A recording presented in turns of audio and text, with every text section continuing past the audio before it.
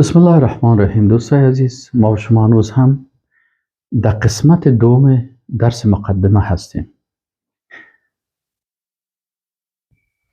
امروز ضرورت چی هست که ما عقیده در قرآن و سنت بفهمیم؟ امام بخاری رحمت الله علیه روایت میکنه که معاویه رضی الله تعالی عنه میگه رسول الله صلی الله علیه و سلم میگه فرمود من یرید الله به خیرا یفقهه فی الدین. هر کسی را که الله بخواه که یعنی الله بر از او خیر بخواه چی میکنه؟ یفقهه فی الدین، او را فقیه و دانشمند در دین میسازه. فقه علمای اسلام مثلا امام ابو حنیفه رحمه الله میگه که فقه دو قسم است، یکی فقه اکبر است و یکی فقه اصغر است. فقه اکبر فقه اعتقادات است، عقیده توحید است، کلمه و آمنت بالله است. و فقه اصغر باقی نظام های اسلام است. الله وقتی برای یک کس بخواه خیر، اول فقه اکبر نصیب از اون میکنه، عقیده درسته. چرا؟ به خاطر چی؟ به خاطر ازی که الله برای هر کس خیر میخواه. فقه اصغر مثلا در یک مملکت یک مفتی کل سوالای مردم جواب بگوید در مسائل فقهی کافی هست. در یک پانتون دو استاد فقه که باشه کل شاگردا را درس میده. لکن در فقه اکبر در عقیده باید هر کسی خودش عقیده درست داشته باشه. از همین خاطر رسول الله صلی الله علیه و سلم 13 سال اول کل آیات قرآن شما در دور مکی ببینید کل درباره عقیده هست، تا که عقیده در فکر انسان و در قلب انسان جای بگیره. وقتی که عقیده درست شد کل اعمال درست میشه و اگر عقیده خراب شد هیچ عمل به درد انسان نمیخوره. به این خاطر دوستای عزیز من یک سلسله از کتاب ها را تالیف کردم. مثلا کتاب اول به نام عقیده برای اطفال شیرین در 2 بخش تالیف کردم، برای اولادتان درس بدین. گفتگو بین معلم و شاگرد با اسلوب بسیار آسان برای نوجوانان، طفلایی که از طفولیت کمی کلان شدن، نوجوان هستن، 10 ساله، 11 ساله، 12 ساله، این کتاب برشان درس بدین. برای جوانای عزیز ما یک کتاب دیگه در عقیده جور کردم، 220 کلید اعتقادی، شما از استفاده بکنین. کتاب چهارمی کتاب دیگه که 14 کلید قرآن شناسی، 14 کلید است که تو قرآن به شکل کامل بشناسی. این هم در عقیده هست. بخوانین و بفهمین از دیدگاه اعتقادی که القرآن کله فی التوحید. کتاب دیگه به نام مفهوم لا اله الا الله که مثلا ما لا اله الا الله را چه قسم بفهمیم. کتاب دیگه که عقیده توحید در روشنایی قرآن عظیم شان و احادیث رسول الله صلی الله علیه و سلم است. همین کتابی که حالا فعلا من خدمت شما درس میدم. کتاب دیگه درباره اسما و صفات الله هست. این کتاب در جریان است، سرش من کار میکنم و بسیار مهم است که ما باید الله را بشناسیم، نامهایش بشناسیم، صفاتش بشناسیم.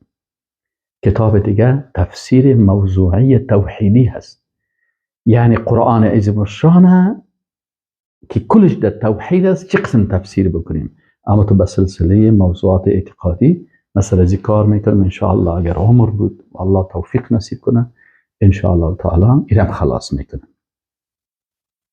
دیگه ما و شما نیاز داریم کتابی که مثلا سیرت النبی صلی الله علیه و سلم دوره مکی از مسائل اعتقادی و توحیدی شروع تا زمان مدنی که در مدینه منوره چه قسم رسول الله صلی الله علیه و سلم نظام های اسلام تطبیق کرد. این کتاب به این شکل نوشتیم. اینال موضوعاتی که در اینجا هست در این کتاب بسیار مهم است که ما و شما باید چی کنیم؟ عقیده در قرآن و سنت بخوانیم. عقیده در قرآن و سنت مشکل در چی است امروز که ما سر از این بحث بکنیم؟ امروز بسیار مسلمان ها زیاد است، بسیار زیاد مسلمان ها هست، ولی اکثریت مسلمان ها عقیده قرآن و سنت نمیفهمند. باور بکنین من خودم زمان در مدرسه درس خواندم، صنف 9 10 11 12 13 14 6 سال در دارالعلوم عربی کابل درس خواندم و فارغ شدم. ولی یک وقت میبینیم که در بدعت ها و در شرکیات هیچ خبر نداریم. رفتم در پوهنتون. چرا؟ چون ترکیز زیادتر سر مسائل فقهی بود، سر مسائل فقه اصغر بود. وقتی که در عقیده میامد ایره تو شکل فلسفی استاد درس میداد که بسیاری وقتا ما نمیفهمیدیم که ای چی میگه. مشکل همی شده امروز بسیاری کسا که مخالفت با عقیده توحید میکنن چی است؟ عقیده را به شکل فلسفی برازی گفته شده. مثلا میگه که اگر تو 99% کفر داشته باشی 1% مسلمان باشی، 1% مسلمان باشی 1% عقیده داشته باشی تو مسلمان هستی. در حالی که قسم نیست. اگر انسان 99% مسلمان باشه یک ناقص از نواقص دین مرتکب شوه ای از دین مبرایه. در قرآن همی قسم میگه. مثلا شما سعی کنین رسول الله صلی الله علیه و سلم وقتی در غزوه حدیبیه میره، پس که میه در راه ماندگی خودم میگیرن، یک شخص در بین از اینا هست کلی که فکر میکنه مسلمان است، ولی این شخص سر رسول الله صلی الله علیه و سلم و صحابه تمسخر میکنه. آیت قرآن برازی میگه که تو کافر شدی. یک نواقض این مرتکب شد برش گفت که تو کافر شدی و کلی که اعلان کرد. شاید منافق بوده باشه و منافق بوده هم، ولی صحابه نمیفهمیدن که منافق است. اما چه وقت صراحتا برای کلگی بیان شد که کافر است؟ وقتی که امی ناقض از نواقض ایمان مرتکب شد، سر رسول الله صلی الله علیه و سلم و صحابه استهزاء و مسخرگی کرد. این استهزاء و مسخرگی سبب چی میشه؟ سبب کفر یک انسان میشه. اینال بسیاری وقتا در مدارس زیاد از مسائل فقهی بحث میشه. یک نفر بسیار در فقه میفهمه اما عقیده بسیار مشکلات داره. بسیاری مسائل اعتقادی نمیفهمه. باور بکنین که من رفتم و 7 سال کشور عربی درس خواندم، اما برای ما کسی نواقض ایمان درس نداد. چرا؟ بسیاری وقتا در بسیاری از جایها حکومت هایی که در اونجا طاغوتی هستن چی کردن؟ مانع میشن که شما باید اینی مسائل در پوهنتون ها ولو که پوهنتون اسلامی هست برای جوانا درس ندین. چرا؟ اگر این جوان عقیده درست فهمید باز در مقابل این نظام طاغوتی قرار میگیره، در مقابل دشمنای توحید قرار میگیره. یعنی یکی شرک قبور است و یکی شرک قصور هست. شرک قبور بسیاری ایره هم نمیگن.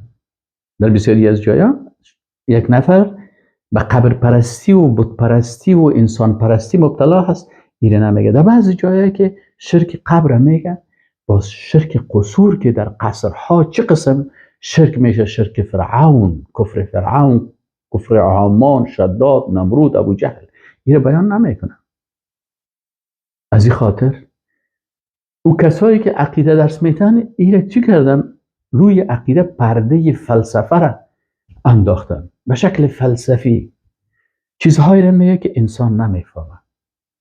از این خاطر امروز ضرورت است که ما عقیده قرآن و سنت مثل عصر رسول الله صلی الله علیه و سلم، مثل صحابه یاد بگیریم. این اختلافات و این مذاهب و این متکلمین و این کسان پسان آمدن، ایربان برای متخصصین که اونا را رد بکنن. اما من من حیث یک انسان عادی باید عقیده قرآن و سنت او یاد داشته باشم که نمازم درست شود، عبادتم درست شود، از دایره ایمان خارج نشم. از این خاطر عقیده توحید در این راستا بسیار مهم است. و السلام علیکم و رحمت الله و برکاته.